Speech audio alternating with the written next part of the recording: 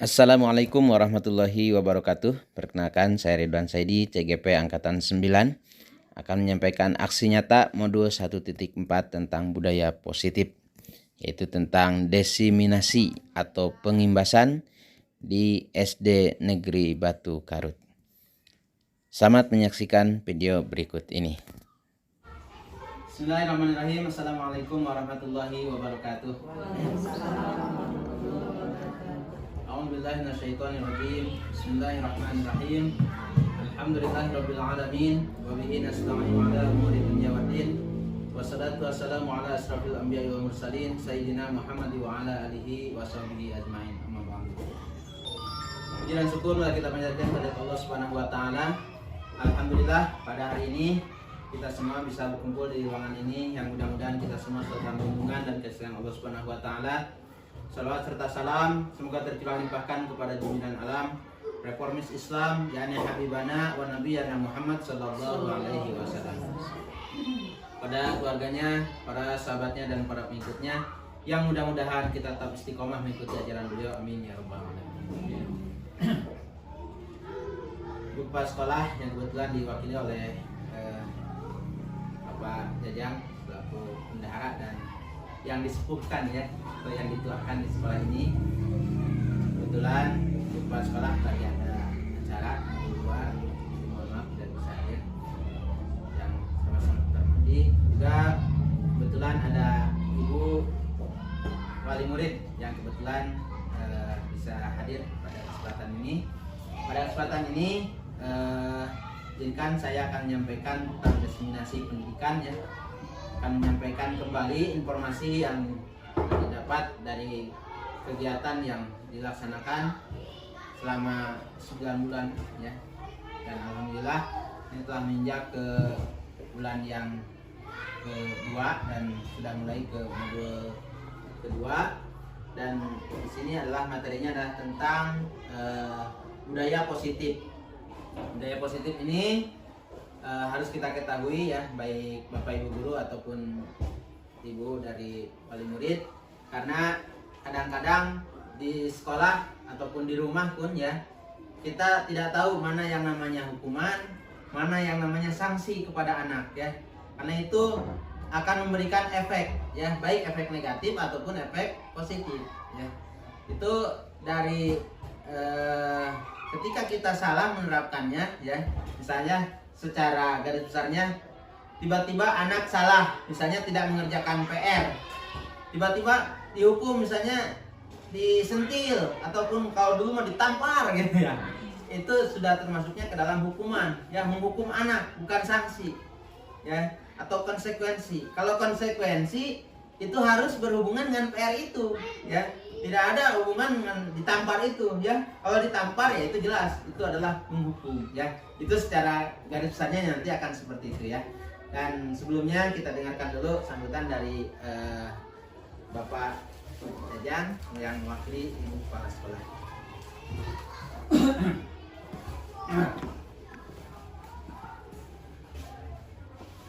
Assalamualaikum warahmatullahi wabarakatuh. Amin. Bersyukur panjatan kepada Allah Subhanahu wa taala. Salam mudah-mudahan silakan kepada Nabi besar Muhammad. Alhamdulillah di pagi hari ini kita dapat diskusi di sini dalam rangka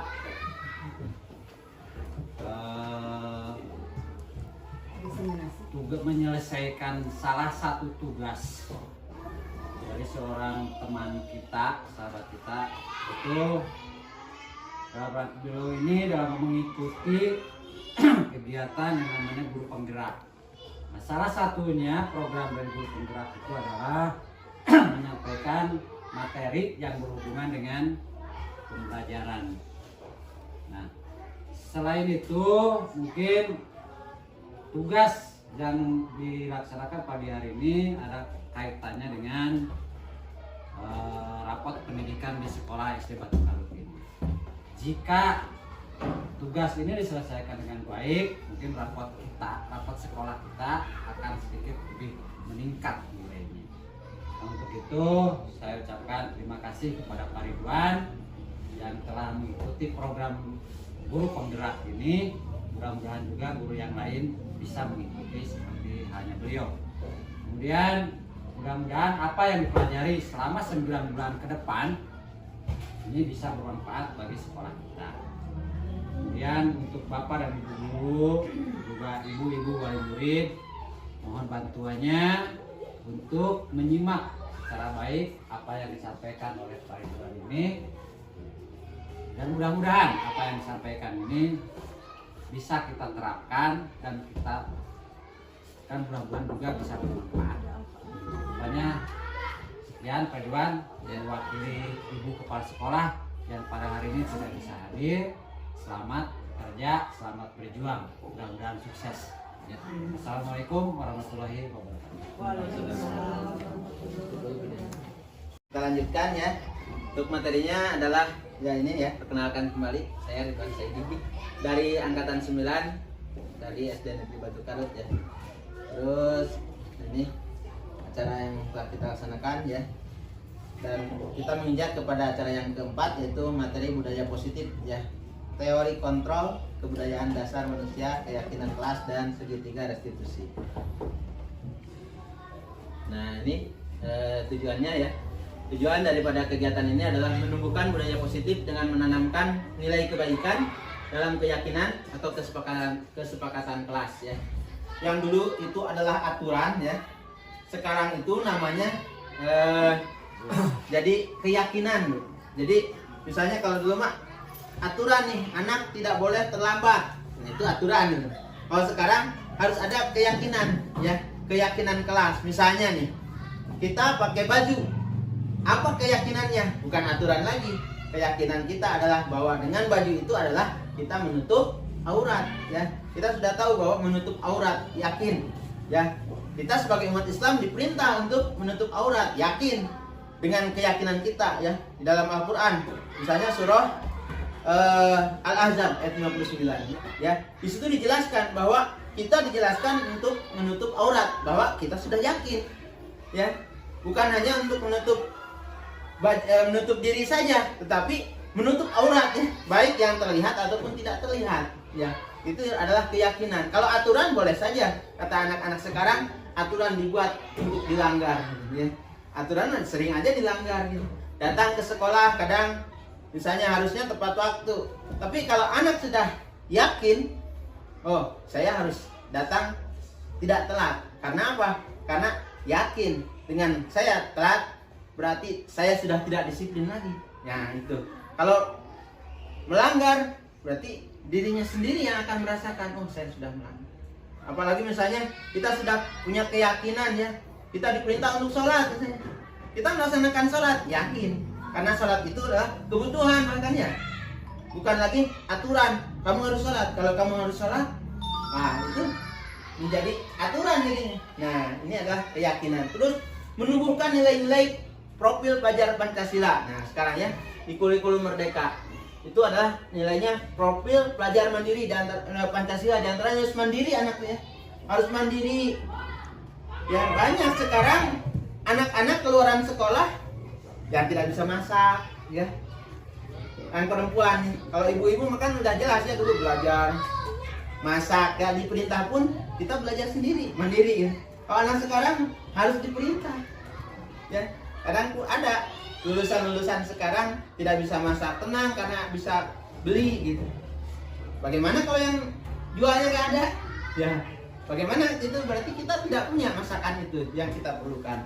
Terus mewujudkan pembelajaran yang berpihak pada murid ya, menumbuhkan budi pekerti yang baik. Nah ini di sini ya, inti daripada belajar adalah untuk merubah akhlak ya. Untuk materi, anak sekarang mungkin sudah gampang untuk mencari materi baik di Google ataupun di materi-materi lain, tapi untuk akhlak tidak ada yang mengajarkan dalam Google ya, dalam komputer. Bahkan kalau orang hanya belajar kepada komputer ya, kepada internet misalnya, itu tidak memiliki guru, dianggapnya gurunya adalah setan dalam sebuah hadis ya. Maka yang diperlukan adalah akhlak. Bagaimana Rasulullah pun diturunkan kepada alam ini adalah untuk merubah akhlak manusia. ya sebagai rahmatan lil alamin. Karena sudah jelas, innama bu'istu liutammima makarimal akhlak. Sesungguhnya dalam diri Rasul itu adalah jelas ada akhlak yang sangat baik ya di situ. Yang sangat baik, dan sesungguhnya Rasul diutus untuk mengubah akhlak di situ. Terus mengajarkan murid secara solusi dari suatu permasalahan. Jadi jangan ketika ada solusi, anak-anak sekarang nih banyak yang misalnya hanya mengandalkan sekolah tanpa diajarkan akhlak, dia tidak punya solusi. Akhirnya apa? Dia pergi ke tempat-tempat yang di situ mungkin bukan solusi, tetapi akhirnya itu yang dilakukan, bunuh diri misalnya.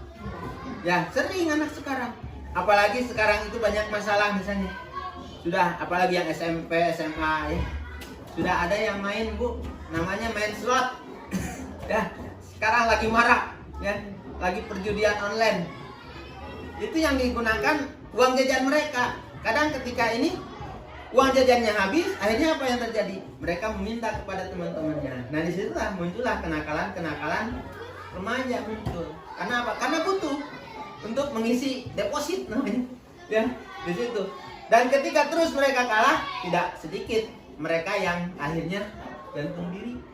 Ya, naudzubillah min dzalik. Jangan sampai terjadi pada anak-anak kita ya kemudian hari.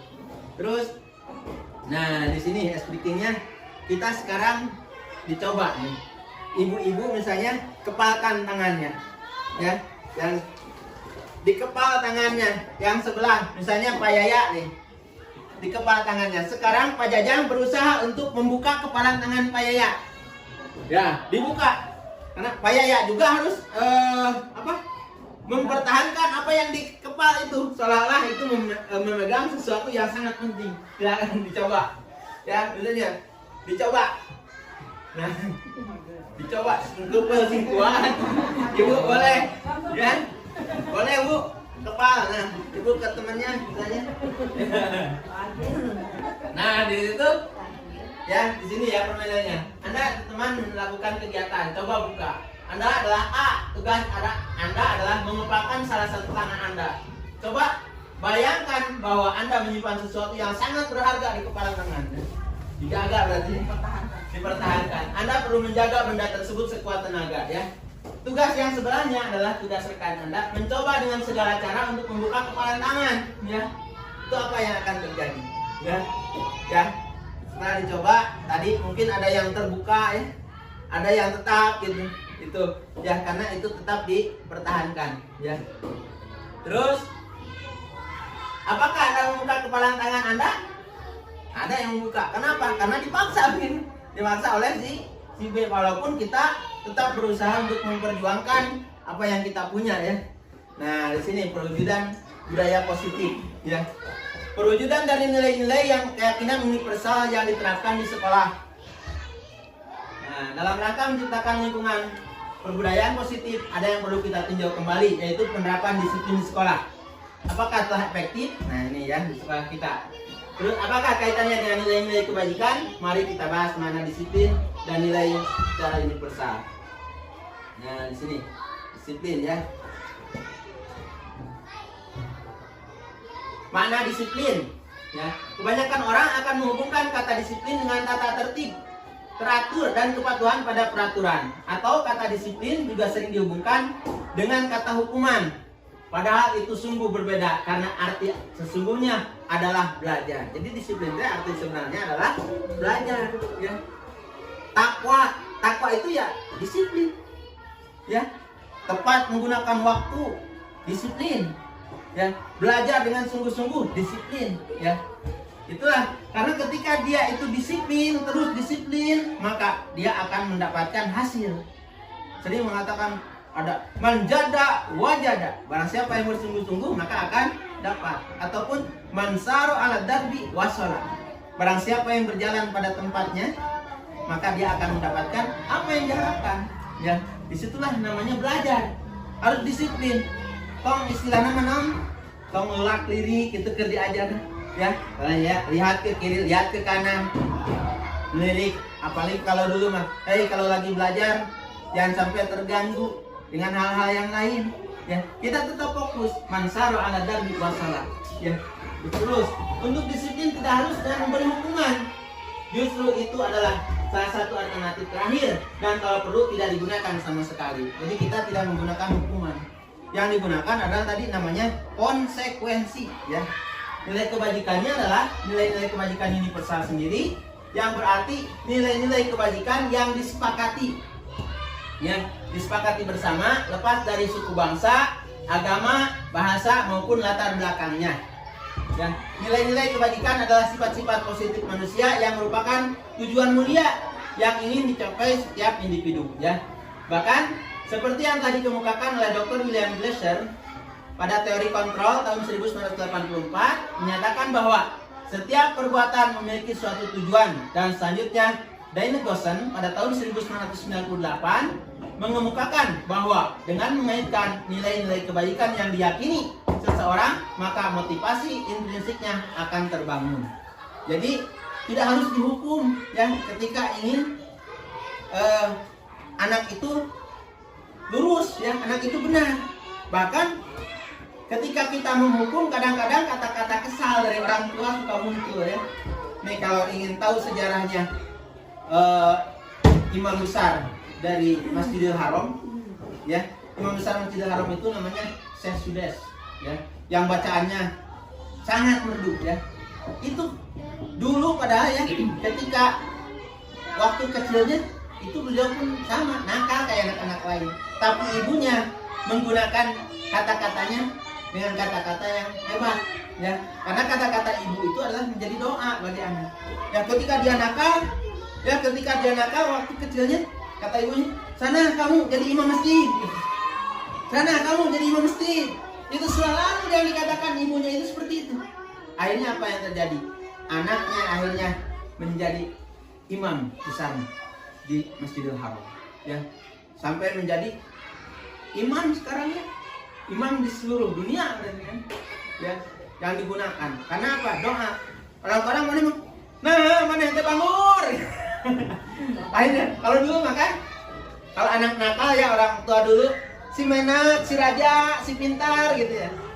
Itu bilangnya si soleh. Tidak ada yang menjadi mengumpat kepada anak itu. Pasar bangkawarat, ya. Nah, itu saja.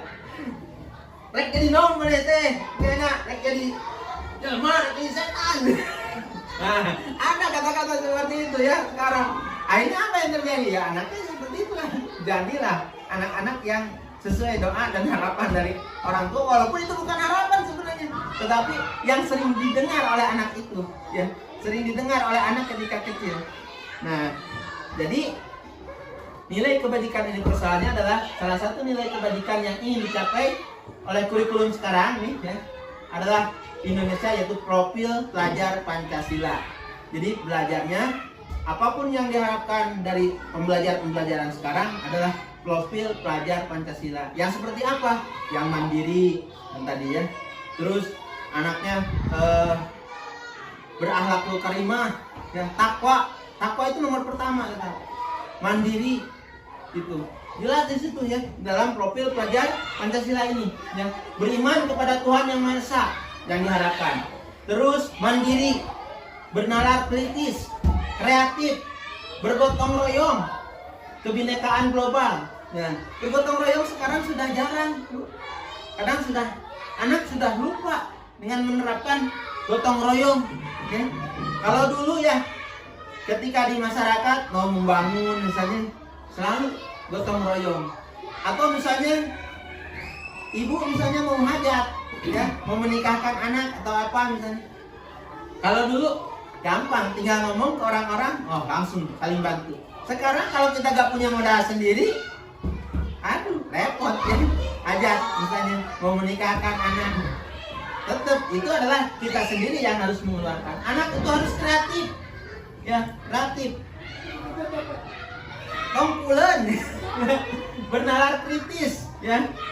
Terus berkebinekaan global. Kenapa itu bisa dilaksanakan? Itu karena sekarang kan anak itu sudah bukan hanya satu jenis, ya, kita juga. Ada yang di kita juga, misalnya dari suku Minang hadir di kita. Ada kan banyak orang Padang yang sekolah di kita, ya. Misalnya ada juga dari suku Bugis. Kalau dulu kita belajarnya satu kelompok saja, hanya berkelompok, alias hanya berkelompok antara suku gitu. Kalau sekarang sudah bermacam-macam ya, karena sudah ada budaya dari kebinekaan global ini. Terus nah ini 5 posisi kontrol ya. 1 sebagai penghukum, 2 pembuat merasa bersalah, 3 sebagai teman, 4 sebagai pemantau, 5 sebagai manajer. Jadi kita itu memposisikan anak itu mungkin saja kita menjadi sebagai penghukum ya, terus membuat merasa bersalah, terus menganggap sebagai teman. Nah, itu boleh dilaksanakan yang mana saja, tapi mohon dihindari untuk yang pertama, yaitu penghukum. Jangan sampai anak itu setelah kita perlakukan anak itu dengan cara hukuman, anak menjadi tidak ini lagi kepada kita ya, tidak refleks lagi. Kita suruh bahkan aduh lama-lama bosen, bahkan kepada orang tua dia cerewet. Bahkan ada mungkin di HP-nya ada tulisan nenek lampir katanya di HP-nya. Sahaya nenek lampir, ada ditinggalin kan gening bapak mama nak. Ada yang seperti itu ya sekarang. Jadi anak kadang di HP-nya saja seperti itu, tulisan nenek lampir. Pas dicek, nah ya anak kamu kenapa nih nama mama jadi nenek lampir. Nah ternyata ya kita sekarang mungkin tidak mengira nih, tetapi hal-hal tersebut bisa terjadi. Nah itu yang pertama ya, penghukum. Biasanya nada suaranya tinggi, bahasa tubuh melotot, jari menunjuk-nunjuk, menghardik ya. Kadang menghardik dengan 1 jari, padahal yang 4 jarinya ke kita ya. Ini kamu ini malas banget ini. Misalnya sementara 4 jarinya menunjuk kepada kita ya, kesalahan pada diri kita. Terus terlambat lagi, pasti terlambat lagi, selalu datang terlambat. Itulah misalnya dengan menghukum ya. Terus tanyakan kepada diri Anda, bagaimana perasaan murid bila guru berbicara seperti itu. Tidak jarang sekarang ya ada anak yang misalnya diperlakukan yang merasa dihukum, kan banyak yang terjadi walaupun misalnya menyuruh benar ya. Kemarin yang terjadi Pak Akbar hanya menyuruh apa? Menyuruh sholat ya. Apa yang terjadi? Orang tuanya gak setuju karena anaknya melapor bahwa dia dihukum ya, dihukum dengan dipukul tangannya. Akhirnya apa yang terjadi pada guru tersebut? Gurunya sampai dituntut penjara 5 tahun gara-gara menyuruh sholat ya, didenda 50 juta ya. Padahal kalau orang tua dulu mah beda ya. Kalau orang tua dulu ya saya sendiri merasakan. Kalau misalnya ada kesalahan, misalnya saya ribut misalnya sama Pak Yaya misalnya dulu. Ridwan kamu kenapa? Paling ditambahin pada dulu. Kok ngasih ya? Kalau dulu ya ditambah, dikebuk lagi. Ya, kalau sekarang mah datangin. Sama guru nak. Ya, karena seperti itu. Ya, terus. Nah, hasilnya kemungkinan murid akan marah dan mendendam. Jadi kalau itu adalah penghukum. Sifat agresif bisa jadi sesudah kembali duduk murid tersebut akan mencoret-coret bukunya atau meja tulisnya. Ya, lebih buruk lagi sepulang sekolah murid melihat motor atau mobil bapak ibu guru yang akan digores kendaraannya. Nah, itu ya. Itu kadang-kadang seperti itu ya. Saya pun pernah mungkin ya dulu waktu di sekolah bawah agak menghukum kepada anak, menghardik, merasanya dihukum padahal kita tujuan baik. Anak pulangnya mobil saya dicoret, Pak Ridwan bagus. Arek dicarekan, bingung dan nulisnya Pak Ridwan bagus, tapi tetap mobil saya habislah 1 juta mah gitu. Ya, itu untuk memperbaikinya. Ya, dicoret pakai batu. Pak Ridwan bagus. Kamu lah coba lah menulisnya Pak Ridwan galak, kemudian dicarekan dari tahun nanti. Ya, itu seperti itu. Terus membuat merasa bersalah. Nah ini agak boleh nih diterapkan ya. Membuat merasa bersalah, nada suaranya memelas. Jadi ketika anak misalnya sedang melakukan kesalahan itu, jangan langsung, tapi dibuat merasa bersalah. Kumaha gitu. bagaimana kalau seperti itu, bagaimana kalau seperti ini. Jadi anak itu kadang-kadang merasa, oh iya. Jadi salah, nah mending kalau seperti itu ya. Jadi perasaan murid bila ditegur seperti cara ini, itu nanti murid akan merasa bersalah, merasa telah mengecewakan bapak gurunya atau kita orang tua ya, merasa menjadi orang yang gagal dan tidak sanggup membahagiakan orang lain. Mereka akan berpikir jadinya ya, kalau kita merasa bersalah membuatnya. Kadang-kala sikap seperti ini lebih berbahaya tapi ya bagi penghukum kadang-kala, karena merasa bersalah. Nah, tapi jangan terlalu sering diterapkan, karena kadang-kadang anak jadi minder ya, minder gini aing masalah, salah deui gitu gawarannya. Itulah, walaupun ini boleh diterapkan sekali-sekali tapi jangan terlalu sering, akan membuat anak menjadi rasa minder ya. Nah ini berbagai teman, ada suaranya ramah, akrab, jadi diajak lagi ngobrol. Coba, kamu kenapa? Tadi kamu kenapa terlambat? Oh dijelaskan, kita dengar ya. Jadi kenapa misalnya? Didengar gitu. Kadang-kadang kan kita mungkin di YouTube-nya sering melihat ada yang tiba-tiba dihukum, tapi kadang-kadang anak tersebut adalah pernah sedang melaksanakan hal-hal baik, menolong orang gitu. Kita dengarkan, siapa tahu alasannya itu alasan yang positif ya. Nah, ini hasilnya murid akan merasa senang dan akrab dengan guru ya, atau dengan orang tua. Ini termasuk dampak yang positif. Nah, ada juga tapi tetap sisi negatifnya, murid menjadi tergantung pada guru tersebut. Kalau sering ting oke deh. Jadi kita mah harus sering ya, harus mengganti-ganti posisi. Jadi jangan merasa bersalah terus, jangan. Tapi kalau menghukum mah jangan, yang dilaksanakan. Terus nah ini sebagai pemantau, mengawasi aja. Jadi jika ada anak salah baru diingatkan, anak salah ingatkan gitu. Nah itu kita sebagai pemantau ya. Nah hasilnya murid memahami konsekuensi yang harus dijalankan karena telah melanggar salah satu peraturan sekolah. Guru tidak menunjukkan suatu emosi yang berlebihan, menjadi marah atau membuat merasa bersalah. Murid tetap dibuat tidak nyaman, yaitu dengan harus tinggal kelas pada waktu jam istirahat misalnya. Guru tetap harus memantau murid pada saat mengerjakan tugas. Nah jadi ketika memantau pun biasanya memantau itu berkaitan dengan aturan. Nah ini juga boleh sebagai manajer ya. Posisi manajer adalah posisi di mana guru berbuat sesuatu bersama dengan murid, mempersilahkan murid mempertanggungjawabkan perilakunya. Jadi air manajer mah saklek atasan ya benar. Kudu dia, tapi tanggung jawab sendiri. Nah itulah ya manajer. Seorang manajer akan berkata apa yang kita yakini ya. Kembali ke keyakinan kelas. Apakah kamu meyakini ini? Apakah kamu meyakini itu? Jadi jelas ya, yang namanya manajer mah biasanya saklek. Hasilnya dengan posisi ini murid akan menjadi pribadi yang merdeka, mandiri dan bertanggung jawab, yang pada akhirnya akan menciptakan lingkungan belajar yang nyaman dan kondusif. Nah ini yang lebih baik ya manajernya. Terus, nah boleh dijawab nih. Keyakinan kelas dan peraturan kelas adalah hal yang sama, betul atau salah? Kira-kira. Jawabannya adalah salah. Dan jawab betul? Nah, jawabannya adalah salah. Ya. Terus pertanyaan selanjutnya, keyakinan kelas berlandaskan nilai-nilai kebajikan atau prinsip universal? Betul. Nah, betul. Terus apa nilai kebajikan? Nah, ini contoh tadi, menggunakan helm saat mengendarai motor. Nilai kebajikannya apa? Berarti anak harus yakin. Ya, kebajikannya adalah keselamatan, membuang sampah pada tempatnya, menjaga kebersihan. Terus dilarang menggunakan kata-kata kasar, yaitu selalu bersikap positif atau hormat ya pada orang lain. Terus ini urutan langkah-langkahnya ya. Jadi ini kita harus.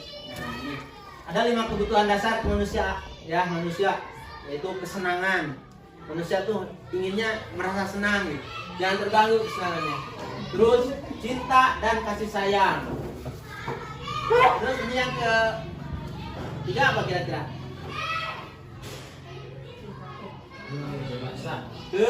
Kebebasan ya. Terus yang kelima? Nah ini ya, kesenangan, cinta dan kasih sayang, kebebasan, penguasaan dan bertahan hidup ya. Itu adalah hal-hal yang dibutuhkan oleh manusia. Ketika 5 ini telah terpenuhi, maka manusia itu nanti akan merasa hidupnya diakui, ya, diakui oleh orang lain. Ya, jadi Bapak Ibu sekalian, kalau kita perhatikan nih kembali ya ke sini, motivasi, apa yang disebut dengan motivasi? Hukuman, konsekuensi, dan restitusi. Di sini akan saya bahas agak lebih jauh ya. Dilihat dari pengertiannya ya. Nih di sini ada motivasi yang pertama ya. Motivasi adalah diantaranya menghindari ketidaknyamanan ya dari motivasi yang ada itu. Terus mendapatkan imbalan atau penghargaan dari orang lain, itu juga bisa menjadikan motivasi. Terus itu yang menjadi motivasi eksternal ya, alias motivasi dari orang lain ya. Misalnya motivasi yang disampaikan oleh Pak Jajang atau Pak Yaya atau mungkin oleh Ibu ya, misalnya itu diberikan motivasi ya, itu disiplin karena takut hukuman ya, bisa disiplin karena diberi hadiah itu ya. Jadi motivasi itu ada yang eksternal, ada yang internal. Kalau yang internal itu menjadikan diri mereka yang diinginkan dengan menghargai diri sendiri sesuai dengan nilai-nilai yang mereka percaya. Nah ini motivasi yang harus terbentuk ya, adalah motivasi internal. Motivasi yang lebih muncul dari dirinya, bukan dari orang lain.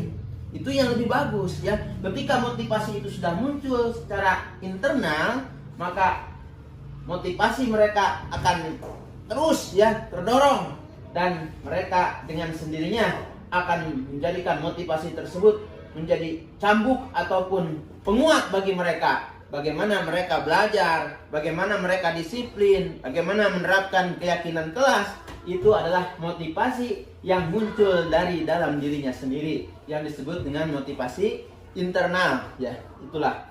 Terus ini sekarang bagaimana hukuman dan penghargaan ya. Jelas, dilihat dari perbedaannya ya. Ada yang hukuman, ada penghargaan. Dari hukuman, efeknya ya adalah akan menyakitkan, tidak nyaman bagi murid ya. Murid membenci peraturan ya, murid menyembunyikan kesalahan, murid merasa marah, rendah diri. Itu. Jadi murid dengan hukuman itu yang akan terjadi ternyata ya. Bukan merasa mereka lebih disiplin, bukan lebih belajar dengan tekun, tetapi mereka akan muncul yang namanya sakit, tidak nyaman bagi murid tersebut. Murid membenci peraturan. Peraturan yang kita buat itu akan dibenci. Makanya di sini akan disiapkan, nanti akan dibuatkan keyakinan kelas. Sehingga kalau sudah keyakinan kelas, mereka bukan lagi membenci, tetapi mereka sendiri yang akan melaksanakan keyakinan kelas tersebut. Kenapa? Karena berkaitan dengan motivasi tadi. Motivasi yang berkaitan dari dirinya sendiri. Oh, ini adalah harus dilaksanakan. Itulah keyakinan kelas. Beda dengan peraturan ya. Terus murid membenci peraturan, murid menyembunyikan kesalahan. Kenapa mereka menyembunyikan kesalahan? Karena takut dihukum. Takut dihukum oleh guru ya. Ketika kesalahan, siapa yang melakukan ini? Nah, kadang-kadang ya, tidak jarang anak-anak menyembunyikan, bahkan tidak mengaku. Bahkan temannya yang lihat pun tidak mengaku bahwa misalnya Jidan melakukan kesalahan. Ditanya ke Jojo, padahal Jojo tahu. Kadang-kadang mereka menyembunyikan kesalahan tersebut. Ya, Jojo pura-pura tidak tahu. Nah, murid merasa marah, rendah diri. Ini akibat hukuman. Akibat dari hukuman mereka jadinya merasa marah dan rendah diri. Marah kepada siapa? Ya tadi diantaranya marah kepada peraturan. Kadang tidak menutup kemungkinan marah kepada kita, Bu. Marah kepada kita, ya, kepada kita yang membuat peraturannya. Gara-gara ibu nih, gara-gara bapak nih, akhirnya marah, rendah diri. Akhirnya karena merasa dihukum. Karena apa? Efeknya yaitu rendah diri. Terus bagaimana dengan penghargaan? Ya, ini bisa sebenarnya penghargaan diterapkan. Tetapi sebenarnya penghargaan pun itu menurut teori sekarang itu jangan terlalu sering dilaksanakan. Jangan sering dilakukan kepada anak. Nah, karena apa? Yang pertama, tidak efektif, ya. Tidak efektif penghargaan terus, apalagi penghargaannya dengan misalnya barang, dengan uang. Siapa yang bisa dikasih 50.000? Tidak efektif. Samping tidak efektif juga akan mengambil kantong kita, ya. Kantong kita menjadi kering, kanker, ya. Kanker tidak efektif. Terus merusak hubungan, ya. Yang lain tidak bisa, yang ini bisa. Akhirnya dia dapat, akhirnya kadang kecewa yang sebelah. Nah, merusak hubungan antara si A dan si B, gitu. Walaupun misalnya yang si A senang, tetapi si B karena dia tidak mampu melaksanakan apa yang diberikan dengan penghargaan itu, ya, akhirnya dia rusak hubungannya dengan temannya yang mendapatkan penghargaan. Terus mematikan kreativitas, ya, mematikan kreativitas, ya, dengan penghargaan itu. Terus penghargaan juga bisa itu menghukum, ya, sebenarnya merampas hak menghargai dirinya. Itu walaupun dari penghargaan, ya, walaupun sebenarnya kadang kita berikan, ya, tapi misal boleh penghargaan. Oh yo, tepuk tangan untuk Nida, misalnya tepuk tangan semua. Nah itu boleh, ya, sekali-kali kita laksanakan, tapi jangan terlalu sering. Selanjutnya, nah ini perbedaannya, ya. Contoh kasus anak yang tidak mengerjakan PR yang tadi saya bahas, ya. Bagaimana kalau menurut hukuman, ya? Apa yang dilakukan? Terus apa kalau yang dilakukan dengan konsekuensi? Dan bagaimana bila itu dilakukan dengan cara restitusi, ya? Nih, kalau yang hukuman ini pasti, ya, guru marah kepada anak tersebut. Si Andri misalnya tidak mengerjakan PR, guru langsung marah. Kamu kenapa tidak mengerjakan PR? Kamu lagi. Akhirnya itu. Nah, guru menghukum murid menjemur sampai jam 12 siang. Sudah, karena Andri tidak mengerjakan PR, keluar. Bisa, Bu, seperti itu, ya. Mereka keluar untuk dijemur. Itu tidak ada hubungannya dengan PR. Nah, itulah yang disebut dengan hukuman. Terus bagaimana kalau konsekuensi? Nah, kalau konsekuensi ini guru tegas. Guru memberikan konsekuensi murid mengerjakan PR saat istirahat. Jadi gini, Andri, karena kamu tidak mengerjakan PR, biar sama mengerjakan tugas juga, jangan sampai orang lain mendapatkan nilai PR, kamu tidak mendapatkan nilai PR, kamu laksanakan. Kerjakan PR itu nanti di waktu jam istirahat.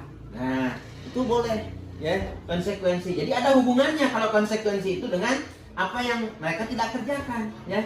Anak yang tidak mengerjakan PR. Jadi anak tidak mengerjakan PR disuruh mengerjakan PR. Walaupun pada waktunya bukan di rumah, tapi dilaksanakan di jam istirahat, ya. Itu yang disebut dengan konsekuensi. Jadi beda kan? Kalau hukuman tadi guru marah, ya. Kalau di sini konsekuensi itu guru tegas, ya. Guru menghukum murid berjemur. Kalau di sini guru memberikan konsekuensi, murid mengerjakan PR saat istirahat. Terus bagaimana kalau restitusi? Nah ini restitusi itu lebih bagus, ya. Yang saya dapatkan lebih bagus karena apa? Di situ akan kita dapatkan si Andri ini kenapa tidak mengerjakan PR, ya. Bisa jadi ada misalnya gangguan atau kakeknya sakit atau neneknya sakit, ya. Itu misalnya, itulah yang disebut dengan restitusi. Jadi guru menanyakan keyakinan kelas dulu. Kenapa Andri kenapa tidak mengerjakan mengerjakan PR? Terus bagaimana Andri tidak mengerjakan PR? Apa alasannya? Itu boleh dijelaskan dulu oleh Andri, ya, dan membantu menyelesaikan masalahnya. Kalau misalnya, misalnya kata Andri itu, mohon maaf Pak, Andri tidak bisa mengerjakan PR karena waktu Andri mau mengerjakan PR, tiba-tiba kakek saya sakit. Saya harus mengantar kakek ke rumah sakit. Oh iya. Ya, tapi tetap kita harus mengatakan bahwa kalau keyakinan kelasnya, kamu ketika diberikan PR harus mengerjakan PR itu di rumah dengan tanggung jawab. Ya, seperti itu, Bu. Jadi restitusi itu seperti itu dan diberikan penyelesaiannya. Oh ya udah, kalau emang Andri tidak bisa mengerjakan karena kakek kamu sedang sakit kemarin, bolehlah kamu laksanakan di sini. Jadi lebih halus gitu. Lebih halus diberikan kepada anak. Anak akan merasa lebih senang ketika diperlakukan seperti itu daripada dengan cara hukuman, ya. Kalau konsekuensi lebih bagus, tetapi lebih bagus lagi restitusi. Gitu. Nah, selanjutnya bagaimana kebutuhan dasar manusia? Nah, ini ya, kebutuhan dasar manusia. Berarti kebutuhan yang menjadi dasar. Kalau dulu itu kebutuhan itu kan ada kebutuhan primer, ada kebutuhan sekunder, ada kebutuhan tersier. Nah, ya, ini yang dimaksud kebutuhan dasar di sini adalah kebutuhan yang mereka inginkan, yang pertama kali. Ya, sebagai manusia itu apa gitu? Itu yang menjadi dasar kebutuhan. Sehingga apabila kebutuhan-kebutuhan tersebut tidak bisa dipenuhi, maka akan agak timpangan dalam kehidupannya. Nah, itu ketika kebutuhan dasar ini tidak terpenuhi oleh lingkungannya, maka akan ada ketimpangan dalam kehidupan mereka. Nah, itu sebagai manusia ya, yang disebut dengan teori kontrol menyatakan ya, bahwa ada suatu tujuan di balik semua perilaku manusia. Ya, kita tahu bahwa manusia adalah makhluk sosial, makhluk yang membutuhkan orang lain. Ya, tidak bisa kita hidup sendiri, walaupun kita hidup di gunung, Bu. Hidup di gunung misalnya Ibu, nih, Mama Rere ya tadi misalnya hidup di gunung, tapi kan pakai baju menutup aurat. Bajunya buatan siapa? Kan buatan orang, ya. Oh, saya mah bisa bikin baju, kainnya buatan orang lain. Ah, saya kain juga bisa buat, benangnya. Nah, pada akhirnya tetap kita membutuhkan orang lain, ya. Manusia itu adalah makhluk sosial yang membutuhkan daripada orang lain, ya, atas bantuan orang lain. Makanya adanya yang disebut dengan simbiosis, ya. Simbiosis, mutualisme, saling membutuhkan, saling menguntungkan di situ, ya. Nah, kebutuhan dasar manusia yang pertama, ya, bertahan hidup. Nah, ini bertahan hidup atau orang lain menyebutnya survival. Ada sebuah lagu, Bu, ya. Ku ambil rumput di hutan, ku jadikan penyamaran, wajah ganteng berubah seperti setan, perut lapar keroncongan, survival di hutan, perlu tabah dan sabar. Nah, itu survival di hutan. Bagaimana kalau hidupnya di antara kita, ya? Kita yang hidup berdampingan, ya, harus bertahan hidup, ya. Itu yang di hutan pun harus seperti itu. Apalagi kita yang berada di lingkungan sosial yang biasa, lebih majemuk, kompleks, ya, harus bertahan hidup. Karena apa? Ketika kita bertahan hidup berarti di situ membutuhkan sandangnya, pangannya, ya, papannya. Karena apa? Untuk bertahan hidup. Terus kasih sayang, ya. Anak kalau sudah dilupakan kasih sayangnya, kasihan, Bu. Ya, mereka yang sudah tidak ada kasih sayang orang tuanya, ya. Maaf sekarang, ya. Ada orang tua yang tega membunuh anaknya. Ya, anaknya dibuang ke sungai karena tidak ada kasih sayang, ya. Sementara kita, ya, kita itu membutuhkan saling rasa kasih sayang, saling mengasihi. Terus penguasaan, ya, penguasaan, kesenangan, kebebasan, itulah, ya, 5 kontrol kebutuhan manusia, ya. Bebas, tidak dikekang, istilahnya, ya. Kesenangan baik kesenangan dohir ataupun kesenangan batin, itulah yang dibutuhkan oleh manusia itu sendiri. Jadi dari 5 kebutuhan dasar manusia ini adalah harus terpenuhi, ya. Kalau tidak terpenuhi maka akan terjadi ketimpangan. Contoh satu kasus, Ibu Rima, guru wali kelas 2, ya, di SD Pelita sedang bingung menghadapi ulas salah satu murid di kelasnya, Dodo namanya. Beberapa anak di kelas 2 telah datang padanya dan mengeluh. Dodo yang seringkali meminta bekal makan siang mereka dengan paksa. Jika Anda menghadapi situasi seperti Ibu Rima, apa yang akan Anda lakukan? Menurut Anda kira-kira apa alasan Dodo melakukan hal itu? Nah, jadi si Dodo itu kelas 2, ya. Anaknya Bu Rima, maksudnya muridnya Bu Rima di kelas 2. Tapi anehnya Dodo setiap waktu istirahat suka memaksa. Memaksa apa? Memaksa meminta bekal makanan punya teman-temannya. Coba kira-kira apa yang itu? Ya. Ya, itu, Bu. Jadi diantaranya mungkin saja dia tidak sarapan dulu, atau bisa jadi maaf dia tidak punya makanan di rumahnya untuk dimakan. sehingga dia tidak sarapan. Sehingga pada waktu istirahat, orang lain jajan, orang lain makan, dia merasa lapar. Ya karena belum sarapan, ya. Lapar, udah lapar, akhirnya gimana nih? Ada temennya si Rani, bawa makanan banyak, diminta makanannya. Rani minta, tapi tiap hari Bu seperti itu. Ya, itu pasti akan menjadi masalah di dalam kelas, ya. Nah, jika misalnya Anda menghadapi situasi seperti Ibu Lima, apa yang akan Anda lakukan menurut Anda? Kira-kira alasan Anda melakukan hal itu? Ya, nah ternyata seperti ini.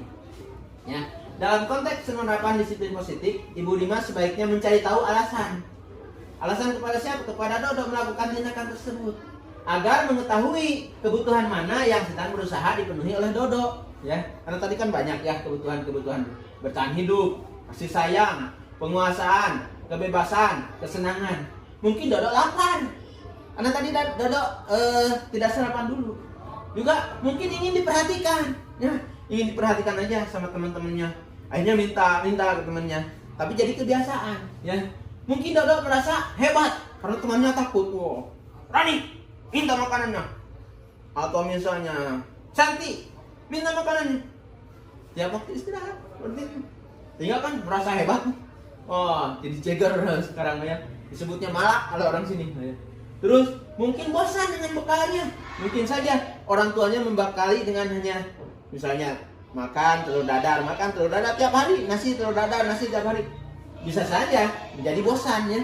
Kita juga walaupun hanya setiap hari daging saja, itu akan merasa bosan. Satu waktu kita ingin merasakan makan dengan asin goreng gitu ya, dengan telur dadar atau telur ceplok atau telur mata sapi ya. Juga mungkin Dodo senang lihat ekspresi temannya ketika diganggu. Ya, datang si Rani digangguin. Rani, minta makanannya. Rani, nah mungkin saja ya ketika Rani nangis, ternyata Dodo malah senang melihat kelakuannya Rani. Nah, itu yang terjadi ya. Siapa tahu hal itu terjadi. Nah, itu yang dilakukan oleh Ibu Lima. Nah, selanjutnya sekarang kita akan lihat bagaimana perbedaan posisi kontrol restitusi. Ya, yang tadi sebelumnya sudah saya jelaskan ya. Ada 5 ya. Posisi kontrol restitusi. Yang pertama adalah sebagai penghukum. Kedua, membuat orang merasa bersalah. Itu. Yang ketiga adalah sebagai melakukan dia sebagai teman, itu ya. Terus lagi ada juga di sini sebagai pemantau dan sebagai manajer. Itu 5 posisi kontrol restitusi ya. Nah, di sini dilihat ciri-cirinya ya. 1, penghukum. Ya, contoh. Patuhi aturan saya atau awas. Nah, itu kata-katanya. Kamu selalu saja salah. Nah, itu menghukum. Selalu, pasti selalu yang terakhir selesai. Nah, itu penghukum. Biasanya di samping kata-katanya kasar ya, juga dengan nada yang emosi gitu. Nah, itu penghukum. Kadang marah guru itu. Marah. Patuhi aturan. Saya tahu. Awas. Kamu selalu saja salah. Randy, kamu selalu salah. Tiap hari salah terus. Ya. Kamu lagi. Ya, selalu. Pasti selalu yang terakhir selesai. Pasti kamu selalu terakhir selesai. Nah, itu pemarah namanya. Nah, bagaimana kalau membuat orang merasa bersalah? Patuhi aturan saya ya. Awas. Kalau tidak, mungkin saja nanti kita juga akan disalahkan oleh bapak kepala sekolah. Ya. Oleh guru-guru lain. Ya. Bapak di sini senior. Ya. Tapi kalau kamu salah terus, bapak nanti yang salah. Yang disalahin kamu juga. Nah, kan akan merasa orang teman atau anak-anak merasa salah. Iya ya, saya membuat rasa bersalah terus. Terus kamu selalu saja salah. Ya, kamu selalu saja salah. Tapi nadanya nggak sambil emosi seperti yang penghukum. Terus selalu, pasti yang selalu terakhir selesai kamu. Ya, emang nadanya rendah gitu, nada merendah. Gitu. Sama kata-katanya hampir sama dengan penghukum, tetapi dengan nada yang relatif agak lebih rendah. Ya, sama dengan yang di sini. Patuhi aturan saya ya. kau awas. Kalau tidak mengikuti, ya mungkin ya bagaimana orang lain mengatakan. Nah, dengan memelas katanya seperti itu. Kamu selalu saja salah, nak. Kapan kamu benarnya? Itu kadang seperti itu. Ya. Pasti selalu yang terakhir kamu mesti selesainya. Kapan itu kali-kali kamu jadi duluan, mengerjakan PR duluan, ngumpulin ke depan, atau mengerjakan tugas duluan. Nah itu adalah membuat orang merasa bersalah. Ya, bolehlah sekali-kali diterapkan, tapi kalau yang menghukum jangan. Ya, terus bagaimana kalau kita bertindak sebagai teman? Nah ini, ayo bantulah demi ibu ya. Ayo bantulah demi ibu. Kamu selesaikan PR ini. Karena kalau kamu selesai, ibu juga akan terbantu dengan kamu. Nah itu contohnya yang memperlakukan sebagai teman. Terus, ayo ingat tidak bantuan ibu selama ini. Jadi jangan hanya mengharapkan bantuan ibu terus ya. Tapi anak-anak itu merasa jadi seperti dengan teman-temannya gitu. Walaupun dia itu adalah sebagai gurunya. Terus misalnya, ya sudah, kali ini tidak apa-apa. Nanti ibu bantu bereskan. Ya, untuk tugas kamu kali ini, nanti ibu bantu bereskan. Kali ini nggak apa-apa. Tapi lain kali kamu bereskan sendiri ya. Anak akan merasa lebih nyaman. Ya, merasa lebih nyaman walaupun dengan kita sebagai gurunya yang biasa mungkin keras diperlakukan seperti itu, bahkan anak akan merasa lebih dekat dengan kita ya. Selanjutnya juga tadi ada pemantau. Ya, peraturannya apa? Apa yang telah kamu lakukan? Sanksi atau konsekuensinya apa? Nah itu yang diberikannya. Peraturannya apa ditulis. Jadi kalau posisinya sebagai pemantau, dia memantau saja. Kalau aturannya berarti melenceng dari apa yang dilakukan oleh anak-anak, maka hal itulah yang akan memberikan dampak kepada anak, misalnya sanksi atau konsekuensi. Terus apa yang telah kamu lakukan dan sanksi atau konsekuensinya apa? Terus yang terakhir ini adalah sebagai manajer, posisi kontrolnya ya. Contoh-contohnya adalah apakah kamu meyakininya? Itu biasanya dengan keyakinan kelas ya. Jika kamu meyakininya, apa yang kamu bersedia memperbaikinya? Jika kamu memperbaiki ini, hal ini menunjukkan apa tentang dirimu? Ya. Apa rencana kamu untuk memperbaiki hal ini? Nah, anak akan merasa lebih senang, tidak dimarah-marahin ya. Itu dengan manajer. Maka ketika dengan manajer inilah mereka akan lebih lebih senang diperlakukan oleh gurunya. Tuh. Nah ini contoh penerapan 5 posisi kontrol ya. Contoh kasusnya murid terlambat ke sekolah. Tadi ada yang sebagai penghukum, ya, ada pembuat rasa bersalah, ada sebagai teman, ada yang pemantau dan ada manajer, ya. 5 posisi kontrolnya: penghukum, pembuat rasa bersalah, teman, pemantau dan manajer. Dengan kesalahan yang sama, yaitu murid terlambat ke sekolah. Ya. Murid terlambat ke sekolah apabila diterapkan oleh posisi kontrol sebagai penghukum, misalnya selalu datang terlambat. Kapan bisa waktu tepat waktu? Sekarang berdiri di depan kelas. Berdiri di depan kelas. Angkat kakimu sebelah. Angkat. Pegang kupingmu. Pegang. Tunggu sampai selesai pembelajaran ini. Itu apa yang terjadi ya? Mungkin nanti anak akan merasa apa coba? Misalnya, waduh, diperlakukan seperti ini ya. Misalnya ketika datang terlambat terus. Yang kedua, membuat rasa bersalah. Ya, ibu sangat kecewa dengan kamu. Berapa kali ibu harus memberitahumu? Ya, itu jadi nantinya membuat rasa bersalah kepada anak. Misalnya, anak tadi kan murid datang ya, telat ke sekolah. Ibu sangat kecewa dengan kamu. Berapa kali ibu harus mengingatkan kamu, harus memberitahu kamu. Oh ya bu, ya, misalnya kata si Rani tadi, Rani telat, ya. Ketika dibilang ibu sangat kecewa dengan kamu, ya, maka anak akan merasa bersalah. Terus Bagaimana ketika posisi kontrolnya adalah sebagai teman? Ketika Rani datang, Rani, kenapa kamu telat? Oh, misalnya, mohon maaf Bu, saya jemput dulu nenek pasar. Oh ya sudah, kali ini tidak apa-apa, lain kali jangan telat lagi ya. Nah itu seperti itu. Terus bagaimana yang pemantau? Nah kalau pemantau ditanya aturannya.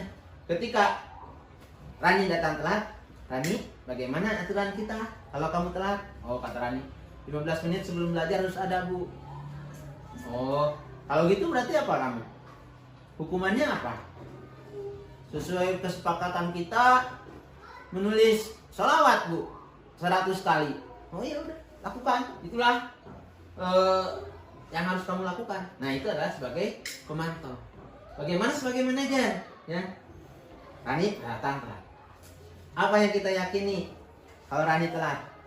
Oh jadi kalau Rani datangnya telat, maka belajar akan ketinggalan. Ya. Terus apa kamu meyakininya? Benar, kita Rani akan ketinggalan belajar Bu. Nah kalau gitu, apakah Rani bersedia memperbaikinya? Insya Allah Bu, kedepannya Rani akan bersedia untuk memperbaiki hal ini. Mudah-mudahan kedepannya Rani tidak telat lagi. Nah itu lebih bagus ya, adalah manajer. Nah sekarang ke keyakinan kelas. Mengapa keyakinan kelas tidak peraturan kelas saja? Ya tadi di awal ya. Tadi Ibu kan dulu aturan, sekarang namanya keyakinan. Mengapa keyakinan kelas tidak peraturan kelas saja? Mengapa kita memiliki peraturan tentang menggunakan helm pada saat mengendarai kendaraan roda 2? Itu keyakinan atau peraturan? Iya, keyakinan. Karena yakin apa? Karena ketika kita menggunakan helm, ketika kita celaka pun, mudah-mudahan yang terbentur itu kena helmnya saja, bukan kena kepala. Makanya yakin dengan adanya helm tersebut menjadi pelindung bagi kepala kita. Itu yang disebut keyakinan. Kalau peraturan, aturan mah bisa saja dilanggar. Karena kita membuatnya apa? Peraturan. Ingatnya, aturan. Kita pakai helm hanya ada polisi saja. Nah itulah yang disebut dengan aturan. Terus mengapa kita memiliki peraturan tentang menggunakan masker dan mencuci tangan setiap saat? Nah di situ memiliki peraturan tentang menggunakan masker, mencuci tangan setiap saat. Ya, itu juga kita punya jawaban tersendiri. Nah itulah ya yang disebut dengan keyakinan kelas. Jadi tidak menggunakan peraturan kelas.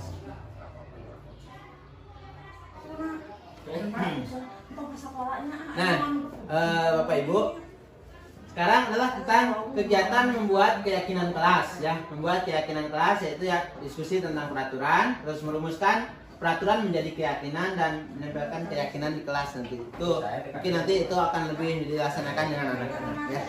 Nah, selanjutnya ini segitiga restitusi yang harus kita pahami ya. Bagaimana tentang segitiga restitusi ini? Ini tadi ya adalah posisi kontrol yang lebih baik digunakan pada depan anak-anak ya. Di dalam segitiga restitusi ini ya, segitiga maksudnya segitiga ada menstabilkan identitas yang pertama. Terus langkah selanjutnya adalah validasi tindakan yang salah dan menanyakan keyakinan kelas ya pada anak. Itu jadi meyakinkan. Terus langkah-langkahnya ini ya, tadi menstabilkan identitas, membuat salah itu manusiawi. Tidak ada manusia yang sempurna namanya ya. Itu menstabilkan identitas. Itu disampaikan kepada anak. Kita pasti bisa menyelesaikan masalah ini. Terus Bapak atau Ibu tidak tertarik ya, menemukan siapa yang salah. Ibu Bapak lebih tertarik menyelesaikan masalah ini. Nah itu contohnya ya. Itu dengan menstabilkan identitas. Terus validasi tindakan. Nah ini kamu pasti punya alasan mengapa melakukannya. Nah, ya. Terus apakah kamu mau memperbaiki di besok paginya? Ya, besok paginya akan diperbaiki. Itu adalah validasi tindakan. Dan selanjutnya menanyakan keyakinan. Apa nilai yang kamu percaya di kelas kita? Nilai-nilai apa yang telah kita sepakati? Ya? Kamu mau jadi apa? Menjadi anak seperti apa? Nah itu. Nah untuk ini sebagai contoh saya ada sebuah video tentang keyakinan kelas. Maaf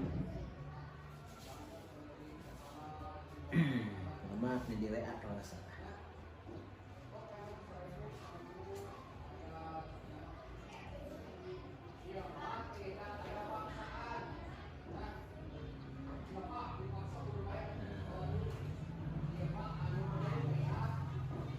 Nah ini.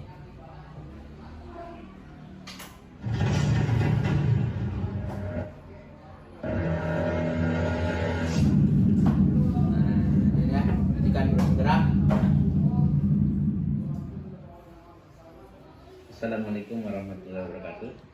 Pada video kali ini saya akan Mohon maaf sekalian istirahat, saya minum ya. Kontekstual budaya positif praktek segitiga restitusi. Segitiga restitusi.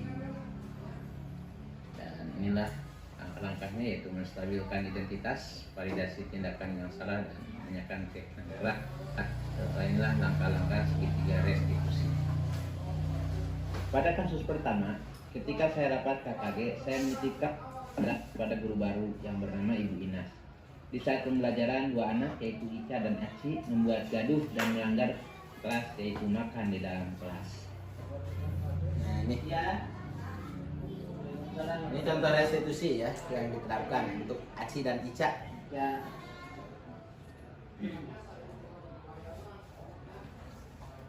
Ica, Ica. Kenapa dia tidak? Ya. Tahu.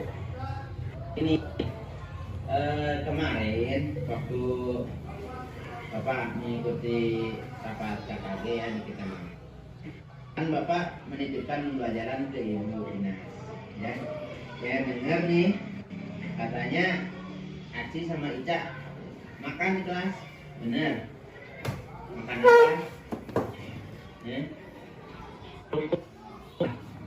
Udah makannya di jam pelajaran, makannya makan kerupuk.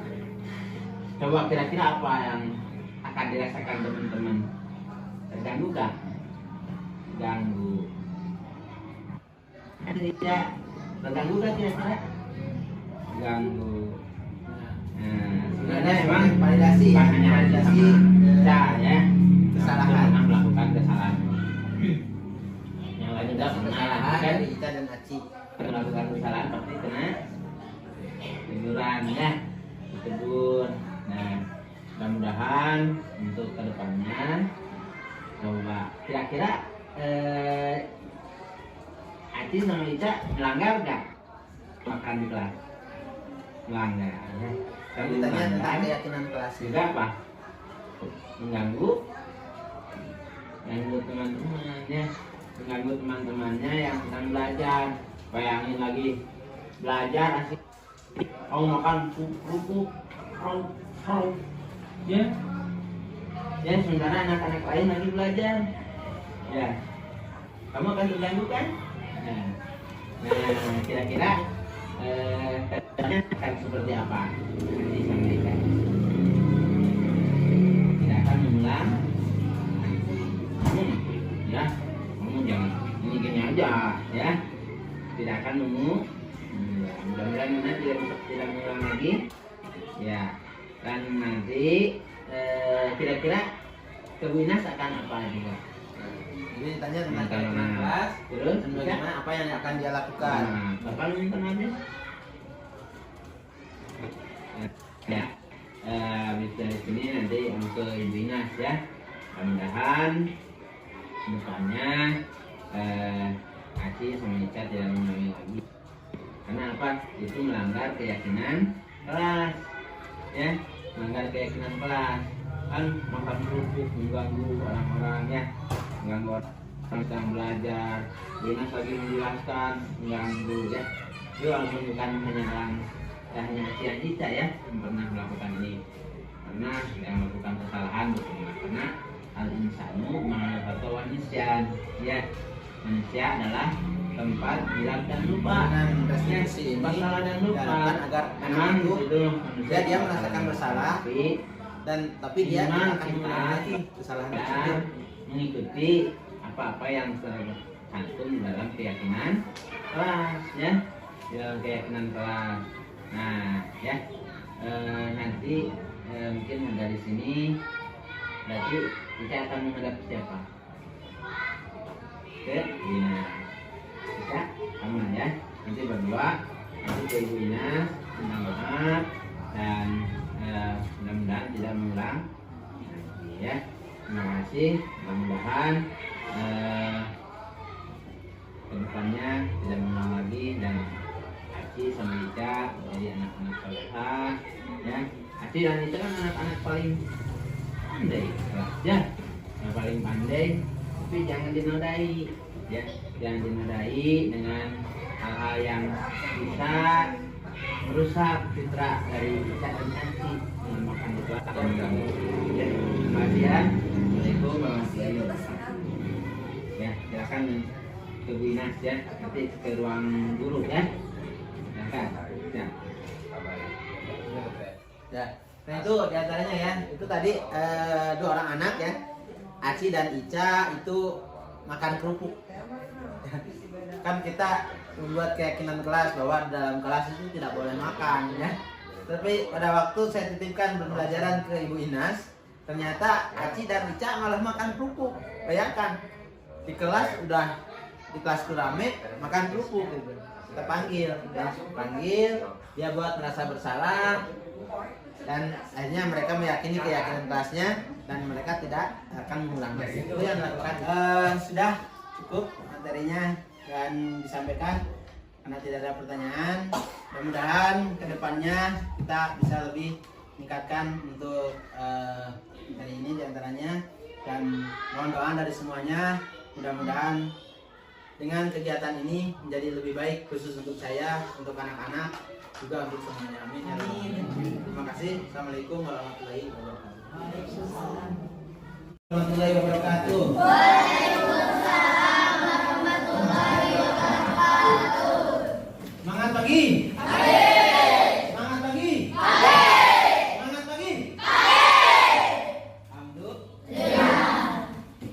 Anak sekalian, alhamdulillah kesempatan ini kita semua diberikan oleh Allah Subhanahu wa taala nikmat sehat dan kita semua bisa berkumpul kembali di sekolah untuk belajar sebagaimana mestinya. Namun sebelum kita ke pembelajaran pada hari ini, kita akan membuat peraturan kelas ya. Walaupun mungkin peraturan kelas itu harusnya mungkin saja bisa Bapak yang buat ya, tapi untuk kebebasan dari kalian sebagai ekspresi daripada kebebasan dari kalian, Bapak akan membagikan ini memostik ya. Kalian masing-masing membuat aturan untuk diterapkan di kelas kita ya. Nanti dari aturan-aturan ini kalau sudah ditempelkan ya, nanti Bapak akan menulis di sini tempatnya ya. Di sini ya, akan menulis peraturan kelas. Di sini. Nah, peraturan kelas 5 ya. Nih kalian masing-masing membuat satu ya. Nanti dari masing-masing peraturan kelas yang kalian buat akan dijadikan sebagai keyakinan kelas yang harus kita lakukan, yang harus kita patuhi. Kalau kita sudah yakin ya, mana yang harus menjadi dari peraturan-peraturan yang biasanya disebut peraturan, sekarang namanya keyakinan kelas. Kenapa harus keyakinan kelas? Karena ketika kita yakin dengan aturan yang telah kita buat tadi ya, dengan keyakinan kelas ini, maka kalian akan lebih senang nanti untuk melaksanakannya dalam kehidupan sehari-hari di kelas kita. Siap? Nah, siap ya. Ketua kelas boleh kan ini? Tujuh. Juga bantu. Ini Jidan. Dibagikan kelompok sana. Satu orang satu. Ini biar Bapak lah. Ini. Awas itu ada tempelannya ya. Jarak lewat. Ditulis silakan. Maunya seperti apa? Ya. Kalau kurang masih banyak sih. Satu saja, nanti kita pilih-pilih. Tulis serapi-rapinya.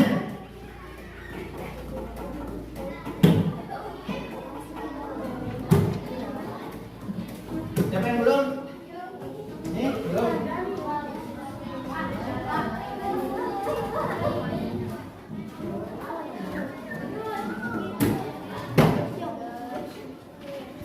Nih, udah belum dicandain. Jangan dibuat bercandaan ini, ya. Misalnya aturannya pingin elek, aturannya pingin bercanda. Sudah dapat semuanya belum? Sudah dapat semuanya? Silakan di situ kalian tuliskan mana yang kira-kira menurut kalian bagus untuk diterapkan. Ya, misalnya tidak boleh terlambat, tidak boleh bercanda. Ya, ya nggak apa-apa. Ya.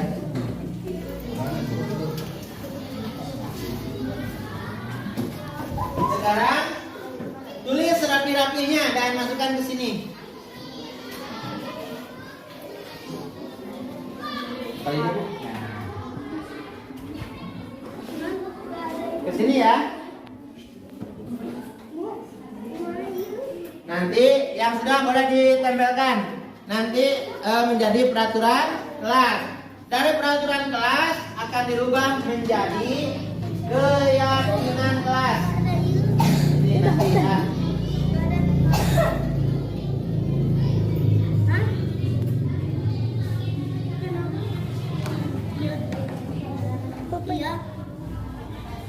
Nah ini. Sekarang yang sudah boleh ditempel di sini. Siapa yang sudah?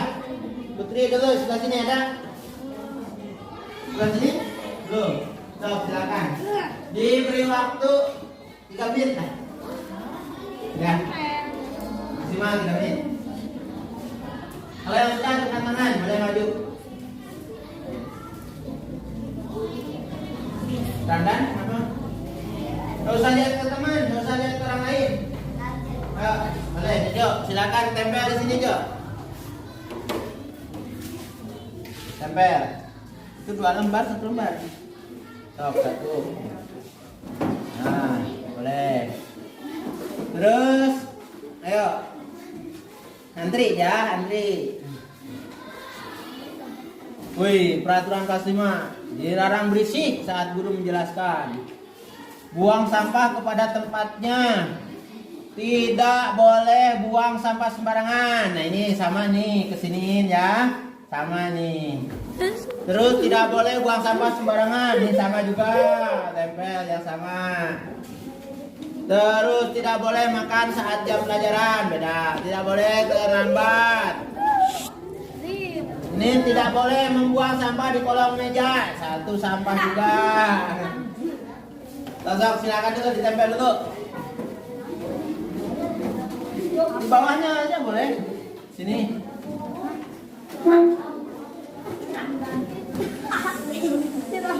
Tuh, ditempel, ditempel. Ditempel.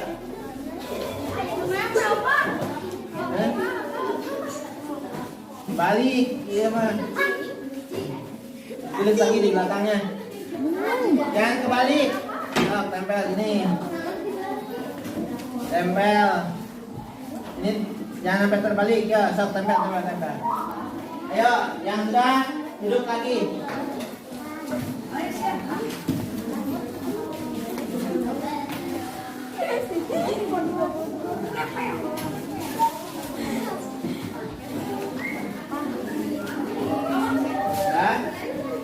Itu udah semua belum sebelah sana?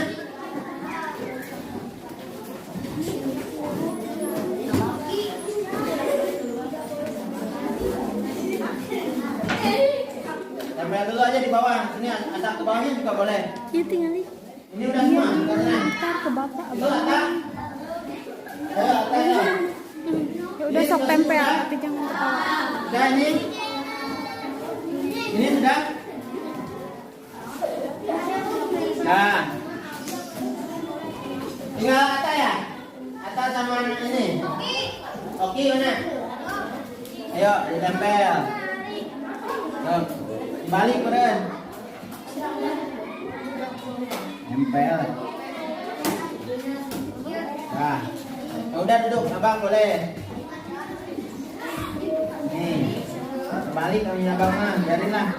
Tulis lagi abang di sini. Ya, Pak. Wih, tulisannya bagus.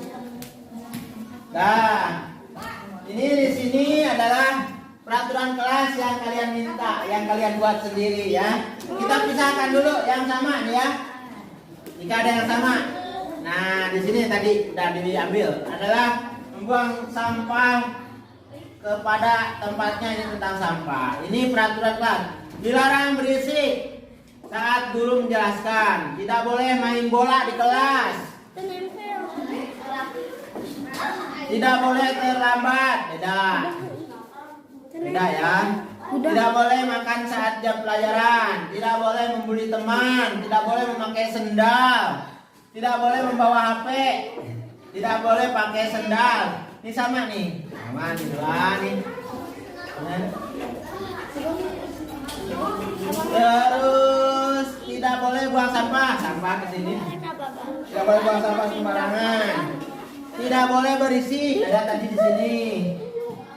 Nah, terus tidak boleh memakai sendal. Sama ini. Ini sendal juga di sini. Ini tidak boleh ngobrol. Tidak boleh terlambat. Ini tadi ada terlambat. Ini satukan.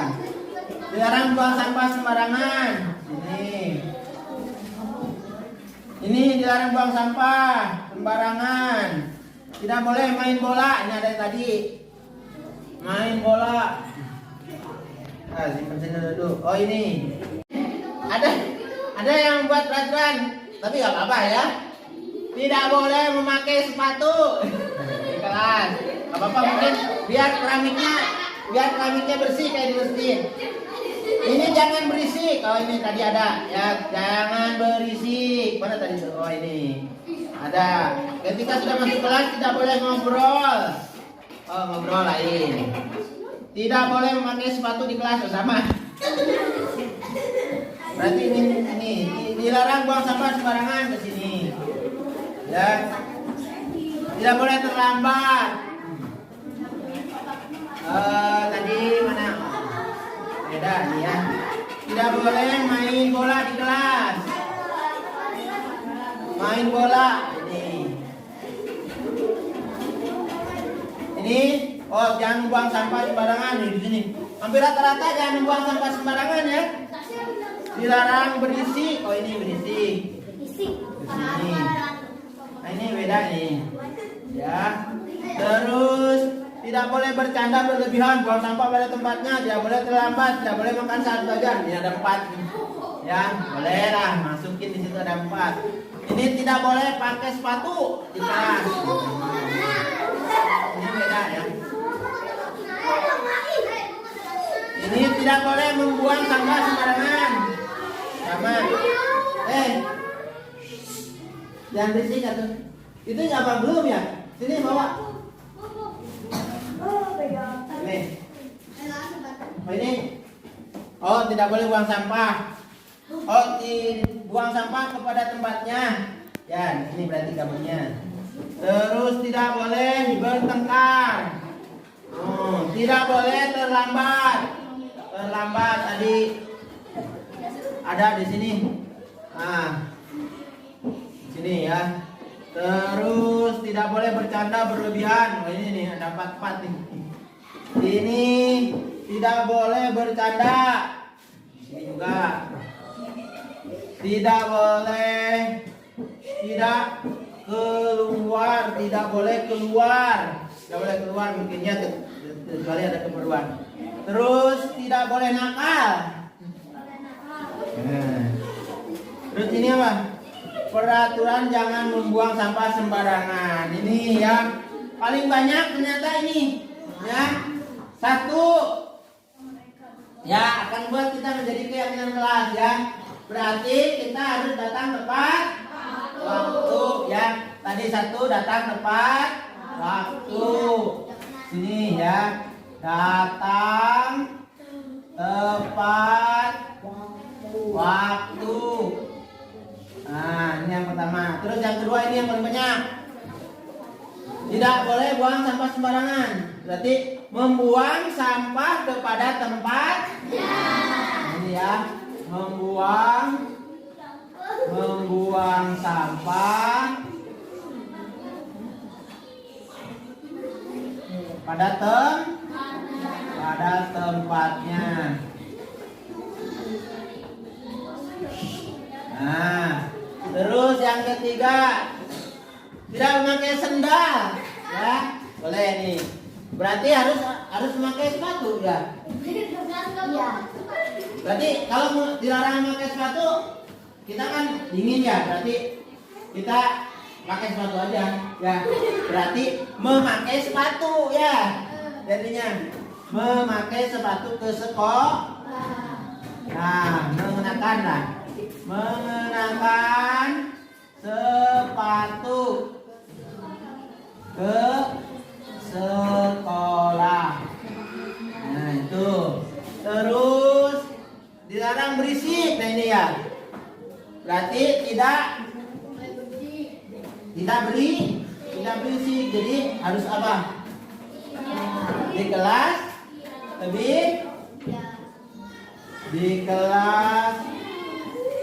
tidak berisik ya.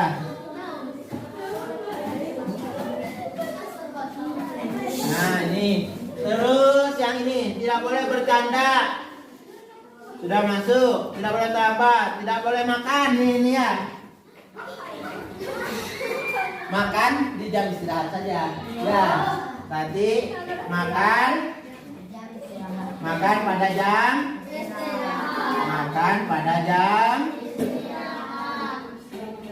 istirahat. Dan di luar kelas ya. Dan di luar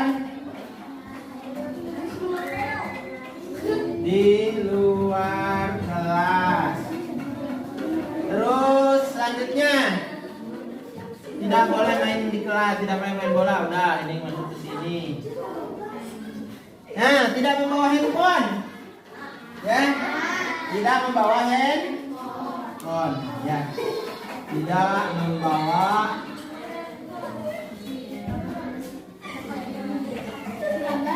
HP dan alat elektronik lainnya ya, kecuali yang diperlukan. Dan alat elektronik lainnya. Terus apa lagi? Ini udah berarti ya. Ini sudah. Tidak boleh makan saat jam pelajaran. Udah. Tidak boleh membuli teman. Ini tidak membuli teman. Ya. Berarti 7. Tidak boleh membuli teman berarti harus apa? Harus saling menghargai. Saling menghargai ya. Saling menghargai.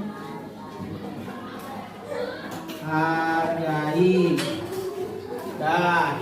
Tidak boleh bertengkar, ini juga sama. Tidak boleh nakal, sudah. Tidak masuk kelas, tidak boleh ngobrol. Udah, berarti apa ini yang jatuh? Tidak boleh terlambat. Udah, tadi masuk ke waktu ini. Nah, udah. Berarti ya, kesimpulannya ini menjadi keyakinan kelas kita nih, ya. Coba baca bareng-bareng. 1. Datang tepat waktu. Nah, berarti itu menjadi keyakinan bagi kalian harus datang tepat waktu. Yang kedua, buang sampah pada tempatnya. Nah, tempatnya udah Bapak siapkan, di situ ada, di luar ada. Kalau ada sampah silakan tempat di situ. Yang ketiga,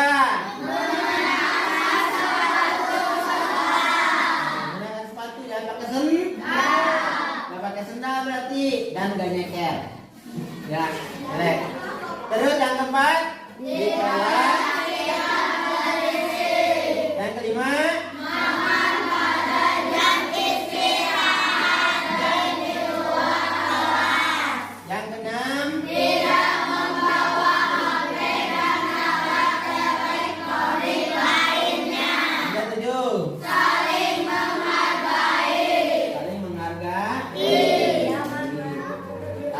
kembali tambahan sedikit ya, dan hormat terhadap guru dan orang tua. Dan hormat terhadap guru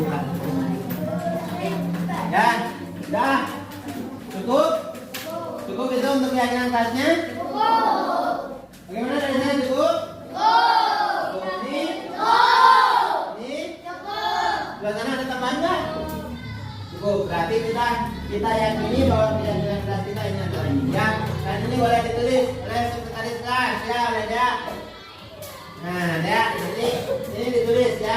Ditulis dulu, nanti kita akan buat dan kita tempelkan di kelas ini ya. Terus ya?